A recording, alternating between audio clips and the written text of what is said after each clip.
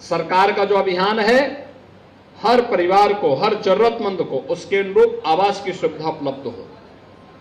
और विकास प्राधिकरणों से भी मैं प्रदेश भर में कहूंगा, अभी हम लोग लखनऊ में एक आवासीय सुविधा देने जा रहे हैं।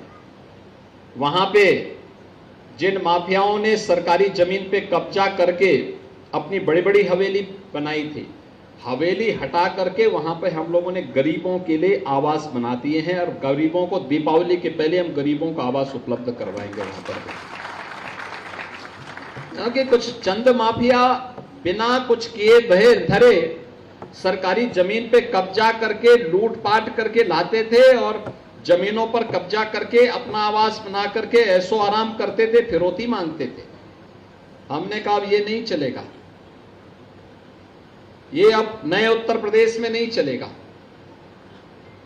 जितना कमाया है उसकी भरपाई करनी पड़ेगी। और आवास उनका हटाया, और वहां पे गत वर्ष हम लोगों ने, आपने देखा होगा, प्रयागराज में किया था। प्रयागराज में एक माफिया ने सरकारी भूमि पर कब्जा करके अपना एक बहुत आलीशान बंगला बना दिया था। हम लोगों ने उस बंगले को हटाया और गरीबों के लिए आवास बनाए। 76 आवास वहां पर गरीबों को उपलब्ध करके, फ्लैट बना करके उपलब्ध कराए, हाई राइज बिल्डिंग में, और गरीब आराम से रह रहा है। आप सोचो, कोई सोच सकता था किसी माफिया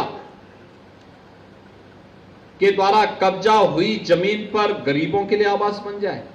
अब लखनऊ में भी हम करने जा रहे हैं, लखनऊ में भी करने जा रहे हैं।